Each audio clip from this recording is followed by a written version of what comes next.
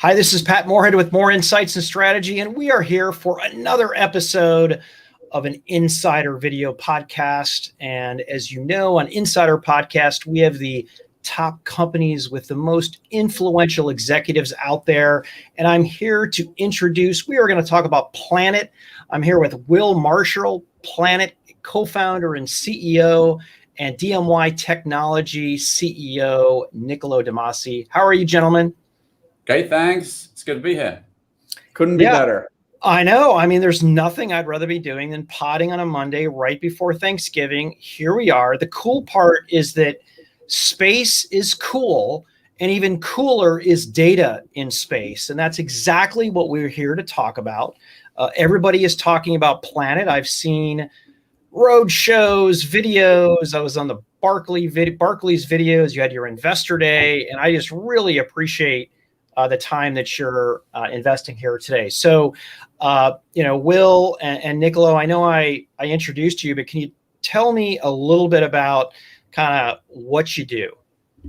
Well, shall I kick it off, Niccolo, or do you want to kick off? You should. Go for it, Will. Yeah, Planet, we have the satellites, 200 satellites in orbit that scan the entire Earth's landmass once per day. It's a totally new system. No one's ever had that scan, useful for a wide range of applications. It's really a data company, as you point out. So we have all the space funness, and I could geek out on that as a space geek for many hours. But it's a data business. So we don't sell satellites, we sell the imagery and the derived information from that, like extracting out boats and roads and buildings and things from the imagery to people, and it goes straight into their workflows. So we actually liken it to a Bloomberg terminal, but for Earth data, because people come in, set up their own little environment, their areas of interest, their analytics of interest, and then those work streams feed into their workflow to enable them to make smarter decisions on a day-to-day basis. I could talk about a wide variety of applications, but yes, I mean, we're going to get into that. We're going to get into that, Will. Can't steal your future thunder. So, Niccolo, what is dMY Technology? Well, we're the #1 best performing SPAC franchise in the world right now. If you look at post share price performance, I like to say we get a better business every time. So this is our 4th SPAC, and I have no doubt that Planet will break new records here in the fullness of time. We learn every time we do one of these deals. And Will's business, I have to sort of say this early, and I can't say it often enough. It has the largest lead we have ever had the pleasure of working with in our career. A lot of other businesses, you probably run into, Pat, have kind of a 1 or 2 year coding advantage. Will's business and all of our diligence, it probably has a 5 to 7 year lead. If you look at how long it takes to design satellites, get them up in the air, build software platforms on top of hardware. I mean, Will's business is, I think, the most remarkable company that most people have yet to hear of. That's what we're here to talk about ultimately. This is kind of a business that I think will look like an Apple or a Tesla, later this decade. They control their own platform. He designed and builds his own satellites in-house. He's built software and AI systems on top of it. And it all comes off this awesome business model of a kind of a one-to-many data subscription business, but it's proprietary data, right? I mean, it's unfashionable to say this these days, but Will has a monopoly on whole Earth data, right? So it's kind of the ultimate price-giving, ultimate all-weather business, and we're really excited to be here. Wow, we are coming out strong here, guys. This is we can just do the mic drop right now, right? No, really. Let's dig in here. And Will, maybe from your point of view, and I know Niccolo hit it great. How do you fit into this field? I mean, it seems to be it's maturing, kind of. We've seen a couple companies go out. How are you different? Well, the most important thing is that we have 200 satellites that scan the entire landmass of the Earth once per day. So no one else has a system like that. We decided that when we left NASA to build this system, that more regular imagery of the whole planet was really important, and that would take launching a couple of hundred satellites. So we have 200 satellites in orbit. It's the largest Earth imaging satellite constellation ever. And it's not just a little bit larger than the other ones. It's about 10 to 20x larger than the biggest other players, just in terms of sheer numbers of satellites. But also our satellites are great in, the cost performance we've done is just tremendous. We've done about a 10,000 improvement, 10,000x improvement in data per day per satellite, and that's through a thing we call agile aerospace. We design and build the satellites and operate the satellites in-house, and therefore we can constantly iterate the radios and the camera systems and the hard drives and the processors and all the other gadgets in there to be the best systems. On average, in the last 4 years, we've had 4 rockets per year. So every 3 months, roughly, we're putting new satellites into space. And every time we do, we iterate the capability. Just last year, we saw a 5-fold improvement in data per day per satellite for the same cost of the satellites. So we're on that Moore's law of constant improvements. Yeah. We've basically been learning what the software did and industry did with agile software approach and apply that to space. We call it agile aerospace. And that's what leads us to produce more satellites, producing more data that then is the backbone of being able to serve a lot of industries with value propositions, which we'll get into. Well, that's exciting. And it sounds like, it's funny. I know we said this up front, but it sounds like not only are you exceeding on some of these physical instantiations, like the number of satellites and the amount of data. I mean, you're a data company. So how does your business work? I mean, I see a lot of people shooting up satellites, but is it a data? Do you subscribe to this data, or is it just like an ETL of the data? How does that work? Absolutely. You subscribe to areas of interest. So I could give you a few examples, like in agriculture. We serve the biggest companies in agriculture, and they use it to monitor large numbers of farmers' fields and then help provide intelligence to those farmers to help improve crop yields. We can see an improvement of typically 20 to 40% in crop yield. Well, that's a big deal for $1 trillion industry like agriculture. So this is where big data and AI are leveraging and improving the capabilities of those whole industries. And I could name a dozen other industries that it's relevant to, but that gives you a sort of a use case. It's data that's enabling smarter decisions. And so, yes, that data, once they set it up, in our interface with their areas of interest, their time of interest, their analytics that they want to pull out, in that case, crop yield, basically, on a square 3 by 3 meter square area of every farm field, so that they can then provide that intelligence.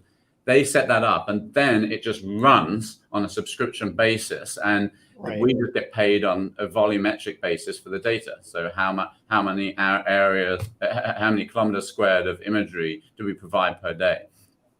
So, Niccolo, from an investment standpoint, and I know this sounds like just a completely ignorant leading the witness question, but why is data important from an investment point of view?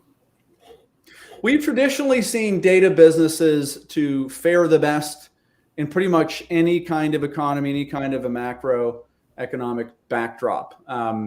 If you think about how many ways there are to win for this business, Will has some slides you might be able to show here, but we did our diligence obviously a couple of years ago. I've been in love with Will's business for a long time, just because I think that he can get from the kind of 9 figures of revenue he has today to 10 figures of revenue on any one of half a dozen to a dozen different verticals that he's already servicing.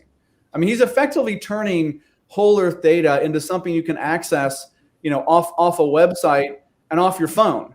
Right. That's amazing, right? 10 years ago, this was a sort of preserve of governments and 3-letter agencies.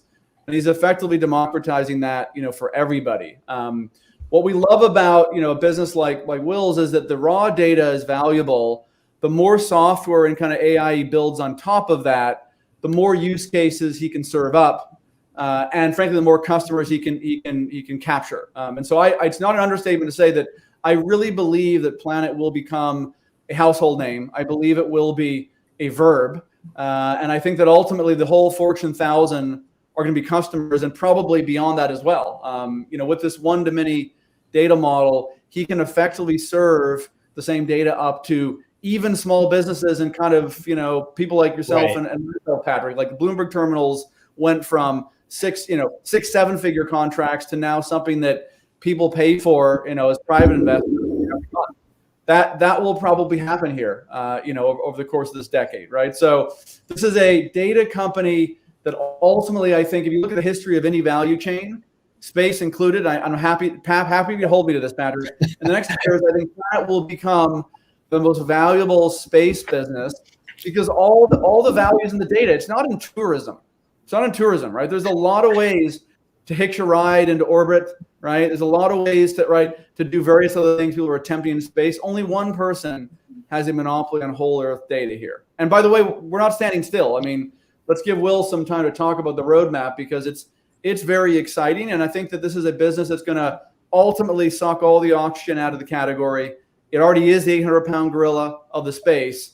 It's going to be the 900-pound, gorilla of the space in the capital getting from this IPO. Hey, before we jump into roadmap, I do want to talk about your customers. Let's kind of go from the ethereal down to who is actually using your data. And by the way, for what it's worth, Niccolo, on household, I do remember accidentally stumbling across Planet. Will, you guys had taken some pictures of some missile silos that nobody had even known they existed, and I looked in the tiny corner who had that copyright. I was like, oh my gosh, this is Planet. So yes. I could easily see that happening though. But how are your customers taking advantage of all this data? What are they doing with it? Well, maybe I can bring up a slide that has the vertical markets on it to just talk through one by one. While that's coming up, I mean, by the way, our data does shed light on world events. You're absolutely right.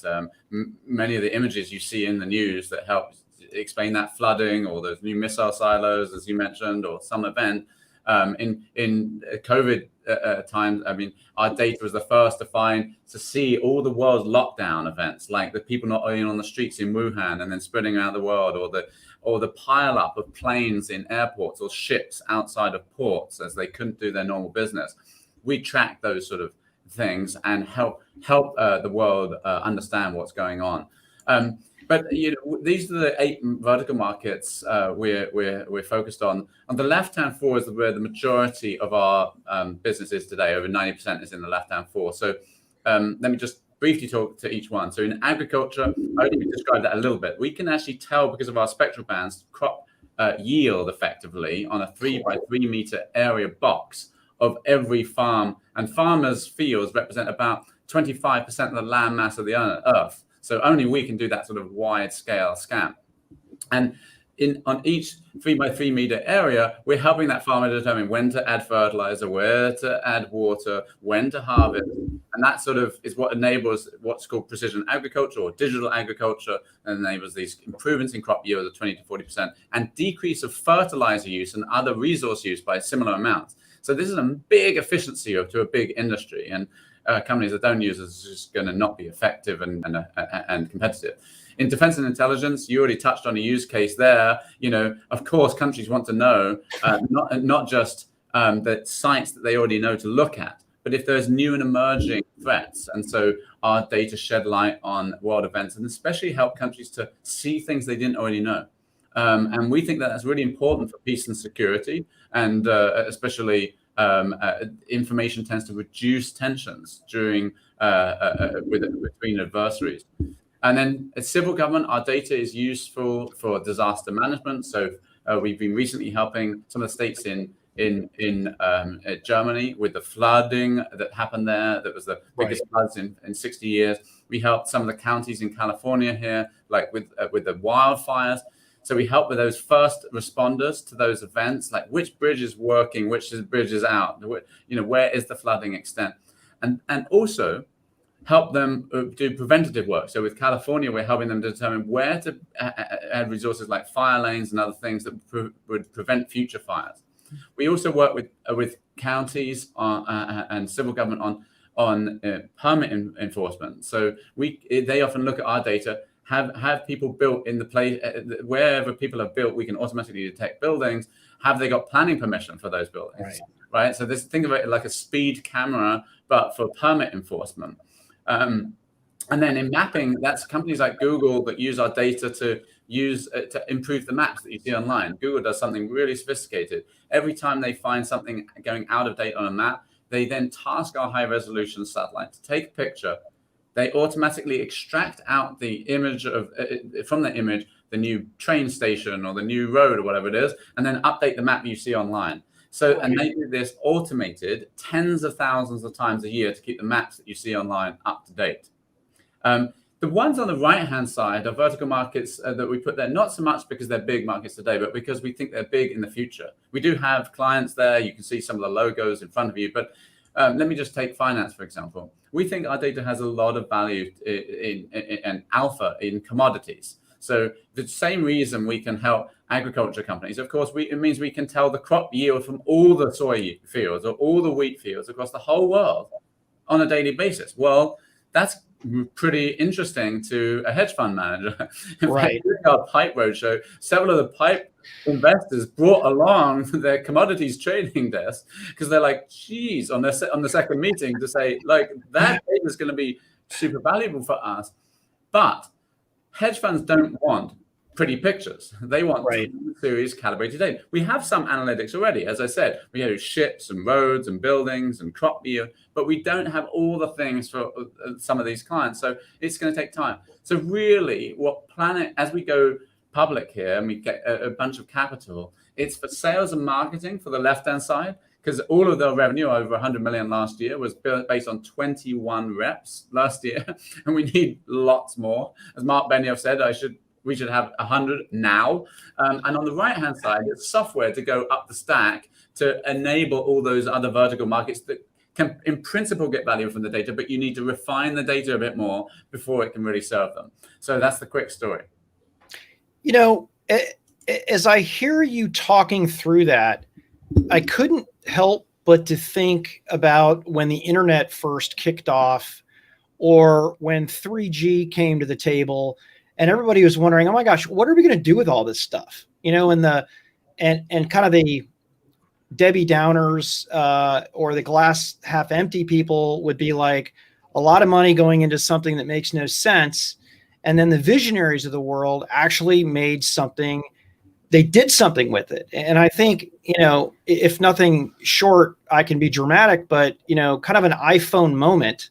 I mean, when Steve Jobs created the iPhone, this whole notion of applications wasn't real. It was more of a, oh, wait a second, we've got applications for our own. What if we had other people? And then look what happened to that. That was the feeling I got as we talk through that. I think that's a very interesting point. I think it is a bit like an internet moment for space and especially space data, as you put it. And that's the business. I think the iPhone analogy is also cool because I've not heard of that way of thinking about it, but I think it's cool because phones went from they can do a phone call or maybe a text message as well to all these other things. They can take pictures, they can tell you your location, give you maps, they can, you have all these, you can access the internet, which gives you basically access to all the world's information. That's cool, right? And no one asked for an iPhone, I will hasten to add. No one was, Steve Jobs said, I think that's going to be really useful to lots of people. We did the same thing at Planet. I'm not trying to suggest we're Steve Jobs here, but we are trying to get a bunch of data that we thought, look, those farmers will be interested in. They're not asking right now, but they will. We're doing a lot of market expansion. And those civil governments didn't realize they want that data for that permit enforcement. They were sending people out there happy doing it. And now it saves them loads of money that helps funds the schools and hospitals in those counties. No one asked for the data that helps them with the fire response, but we're giving it to fire providers, and that is helping them. So yes, we're building lots of applications, and I think it's a great big green field of opportunity sitting on top of this data stack. So yeah, I mean, it's an exciting time. No, look, I mean, Will's a modest guy, and so is his co-founder Robbie, Patrick. But dMY does believe this is a $100 billion market cap business. It deserves to be $1 trillion market cap business someday, and here's why. If you look at Google in 2001, right? No, a lot of people didn't think that a data company based on searching was going to be $1 trillion business, and that was 20 years ago. Okay, you look at Planet in 2021, right? And you look at all those verticals, and I sort of sit here and I go, well, we've built our own hardware because, as Alan Kay put it once, we're serious about software. Every one of those verticals you just looked at is easily $1 billion of revenue for Planet. If you break down companies each paying, $5 million a year, $10 million a year, that kind of thing. You are correct, Patrick. The people forget And I built some of the first apps you might remember for the Apple App Store in 2009. Like 10 years ago, 12 years ago, it was a hobby business for Apple. Today, it's a $100 billion revenue business getting, quasi-regulated, subject to the lawsuit that goes down, with Epic, right, in Washington, right? And so people underestimate how far businesses, can evolve in 10 years. And the fundamental nature of what Planet's doing, and Will always says this, is he's making the whole Earth, indexed and searchable. Right. And everyone's working out how to use that data. I think finance people are going to be on this, quickly because of the sort of cycle times. Other industries are kind of figuring it out slowly but surely here. But, boy, is this a big long-term compounder if I've ever seen one, right? You can't really find a company that doesn't have a use for this data. It's just a question of having the software on top of the data and Will hitting the price point that gets them locked in. Yeah. And by the way, I worked for Alta Vista and not Google. I was on the wrong end of .com 1.0, but hats off to them. So as investors, what are some of the precursors? What are the signals that we should be looking for Planet's growth? And where is the industry headed in the future? Well, look, one of the indicators of Planet's growth is the growth in our pipeline.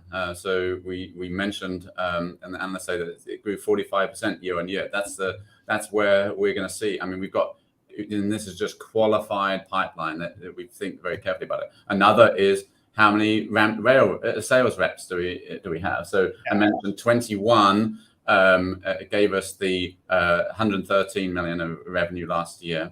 That's ramped reps. We've already doubled that to just over 40, which is what we need for next year. They're not all ramped yet, but we've already got those people on the payroll. So, those are the kind of things that help this. But I would also say that there's another side of it. It was just awareness. So there's a fascinating piece in the New York Times just last week by Tom Friedman about his summary of the climate conference in Glasgow, and I was there, and I bumped into him. We were chatting, and every country's commitments and every company's commitments in the sustainability space. The very next step, when they come back to their headquarters, wherever that is, whichever capital or wherever they are, and they start, well, I've just made this commitment to end deforestation or reduce our emissions or whatever it is.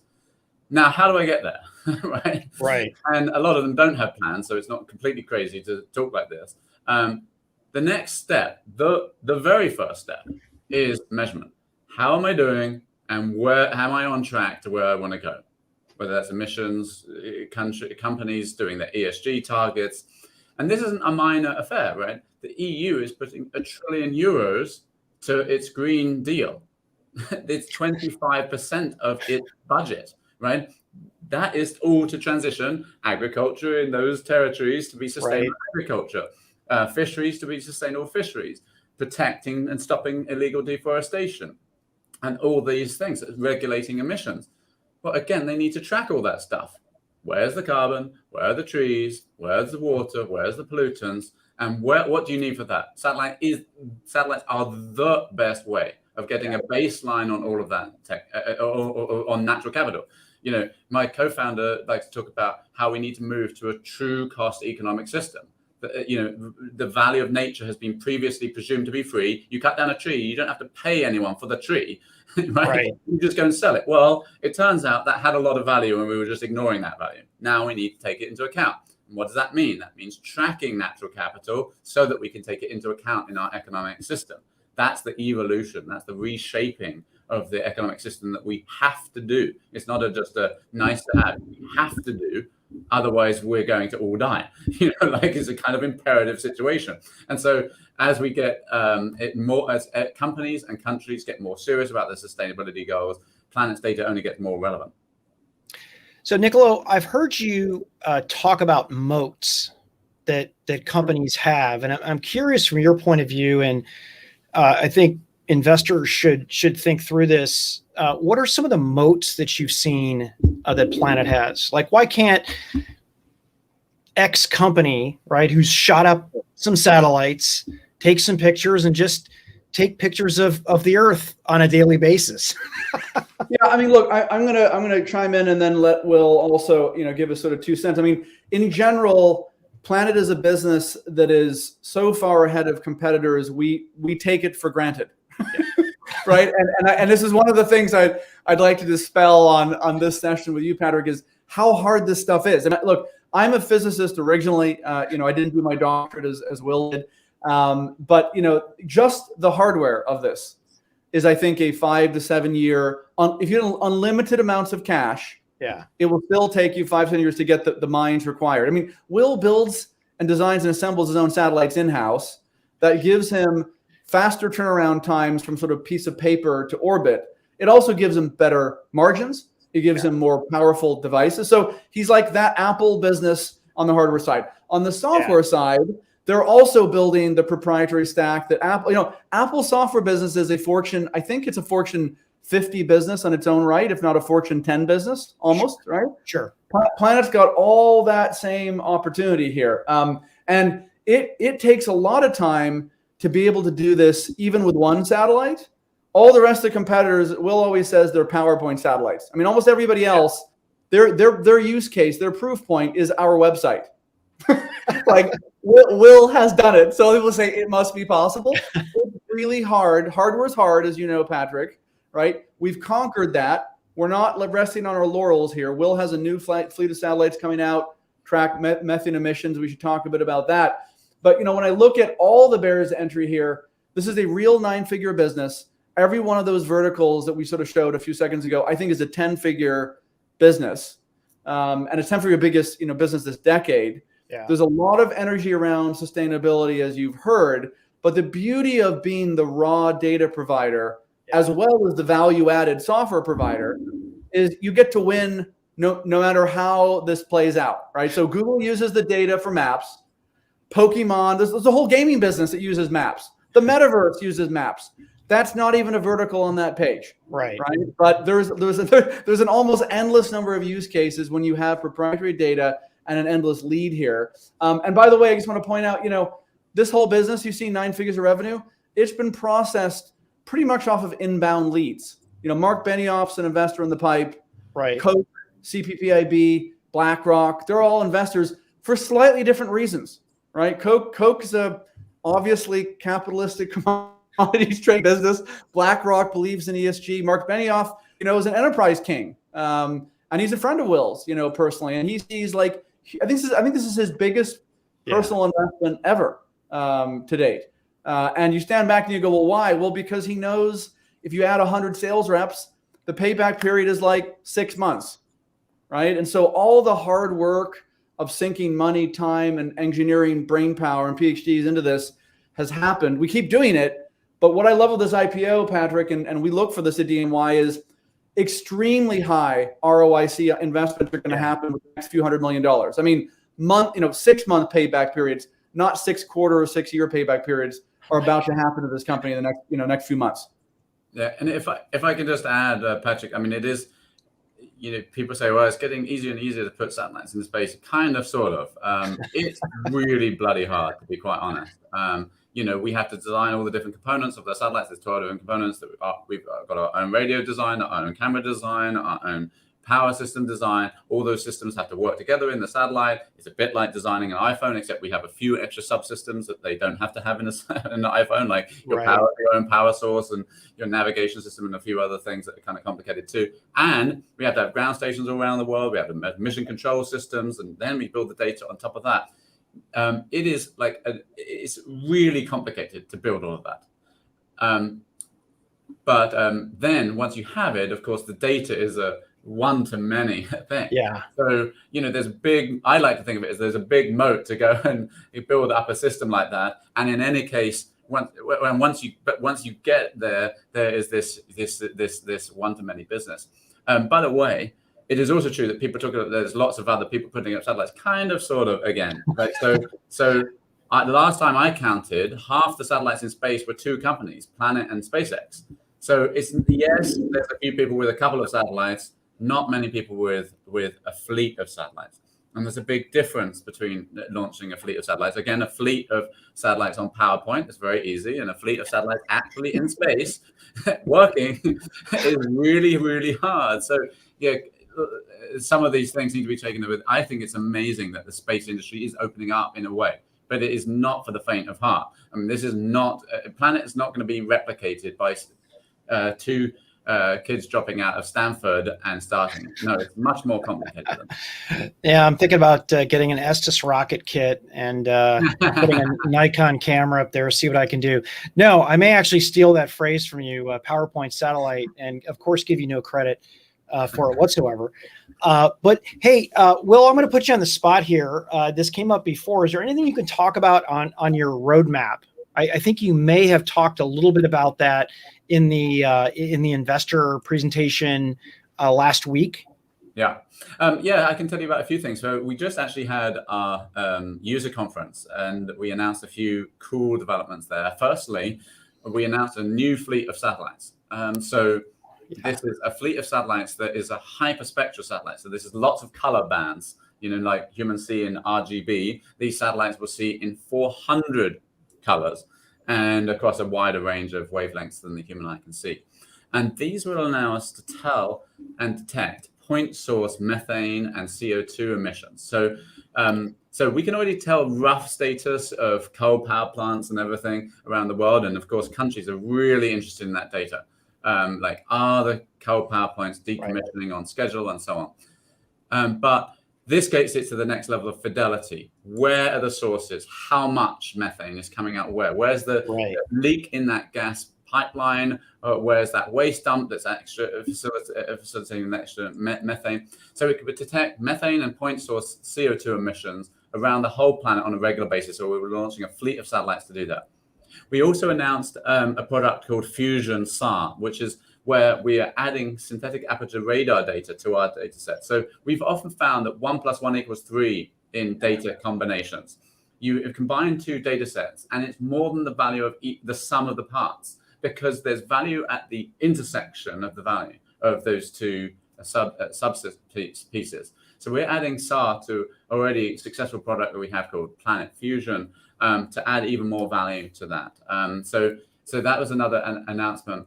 And just at COP, we also announced that Mike Bloomberg and Bloomberg Philanthropies are putting $25 million into this Carbon Mapper project, which is part of a consortium together with us and NASA to build these satellites.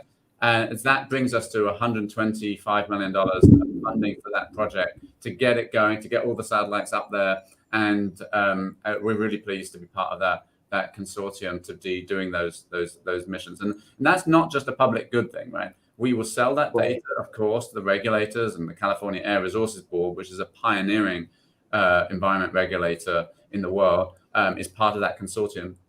But we will also sell it to the oil and gas companies who are trying to not get fined, right? And so we will be able, they want to get ahead of that. And so we are going to be able to help them determine where the gas leaks are before and as quickly as possible. That's good for the planet, and it's good for the planet. That's great. I love that. So we have one segment left. Let's talk about Planet going public here. What's the status of the SPAC, and where are we headed? Maybe Niccolo, I'll kick off with you. Sure. I mean, look, we're in the final days here. This transaction was announced, back in July. We have our shareholder vote on December 3rd. The ticker will change the week of early the week of the 6th, probably on the 7th. So dMYQ is the way to get involved with the story now, before it probably runs away from you, as the expression goes, as more people discover it. The business transaction will close because the business is fully funded off of the PIPE alone, which is $250 million. There is about $340 million in the dMYQ trust as well. And so Planet, upon business combination close, will be better funded than it ever has been in its history to prosecute all of these growth levers and vectors we've talked about. By the way, one of the reasons we're going public is not just to continue winning the talent war. And Will has big advantages on that front because we're a public benefit corporation. We obviously have a big mission, not just to be a great business, but also to do things for the planet and humanity. But there's also a big consolidation opportunity. Will made an acquisition just last week, which we should spend a couple minutes on. There's many, many more where that came from.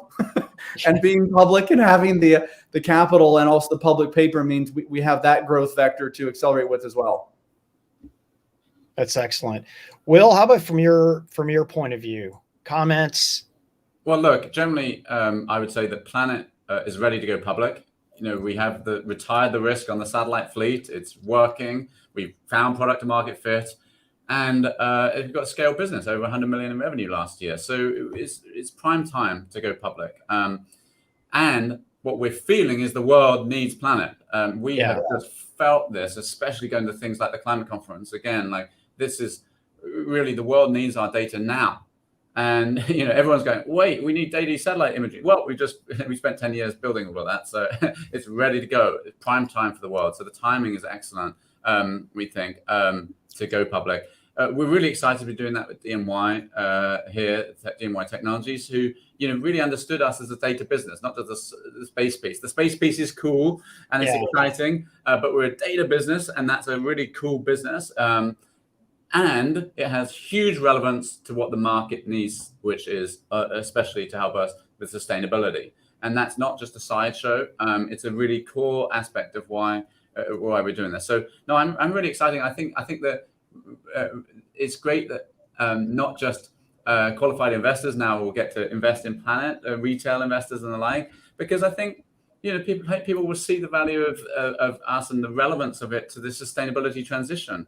Everyone gets that we've got to do this again, and we're in a planetary emergency, and our data can significantly help us to navigate those times with precision. And so that's we're helping enable people to make smarter decisions day to day about Earth's resources, and that's both a thing that enables us to build a business and a massively important thing for the planet.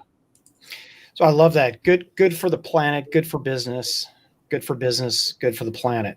How about that? Gentlemen, is there anything I didn't ask you that I should have asked you or any final words before we end this? One quick thing is that just like we've made some really interesting product announcements, we've also recently made some exciting commercial partnership announcements. So we announced our expansion of our partnership with NASA, getting our data into hands of researchers that do important climate research and also help us with use cases like agriculture and forestry. We did a partnership with US Department of Agriculture, which is really exciting because they're using it for helping their crop reports, and then that can help finance, like I mentioned. And then we finally announced a partnership with Google. They use our data already in Maps, but now they're going to use it in addition. We're going to go to market together with Google Cloud. Their cloud, our data, to enable industries that are the cross section of those capabilities. So, for example, sustainable supply chain management. Many companies have been asking us, "Hey, can you help us to monitor your supply chain?" And so we're going to build capabilities together that can go after those markets, and that's really good for us. And so those are some of the recent product business announcements to add to those product announcements I mentioned earlier. No, I'm glad you added that. And you guys are cranking out news so quickly the last month, I can barely keep up. So thank you.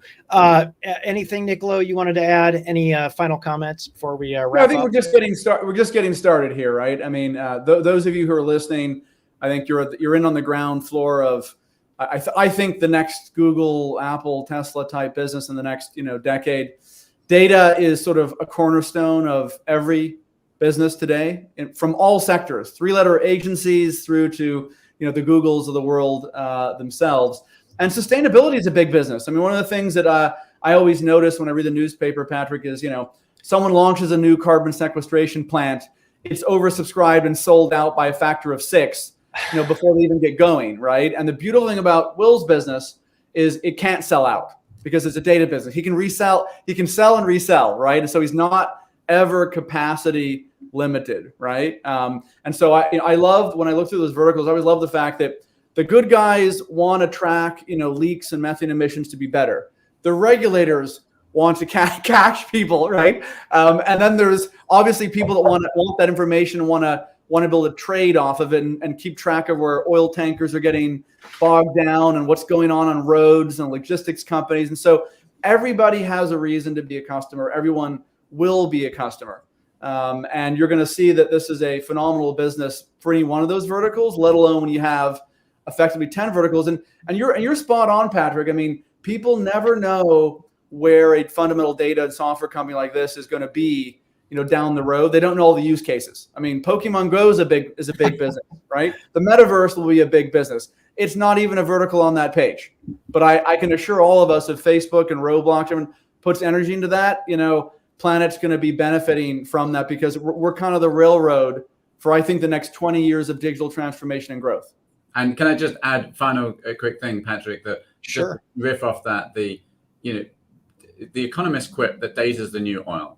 And I think there's some really powerful pieces about that, right? Oil services lots of vertical markets, cars and shipping and factories and all the rest of it. You have to refine the oil to make it useful. Right. Now, the only difference is, of course, data is clean. We're not screwing up the planet by using it. And it's one-to-many. We can sell unlike you can only sell a liter of oil once. You can sell a square kilometer of imagery multiple times, and so it's one-to-many. But in the sense that it powers lots of vertical markets, and that everyone needs it to make work, if you like, that data is the new oil in that sense, and it's a huge economy. And obviously there's other data companies. I mean, really, Google is a data company, right? And there are and Bloomberg, which we've likened ourselves to with the Bloomberg terminal, is a data company, and they're doing very well. And I think that there's a lot of future in data companies. Oh, I love that, guys. It's been fascinating. Will and Niccolo, I want to thank you for coming on the show. I'm sure this is going to get a ton of views, and you're going to been busy last week, busy this week, but I'm looking forward to see how the market responds to going public. So congratulations, super stuff. And everybody out there listening, you know where to find me on Twitter. Tell me what we're doing right. Tell me what questions you have. But all in all, thanks for tuning in, and have a great week. Hopefully you get a little bit of time off this week. If not, have fun.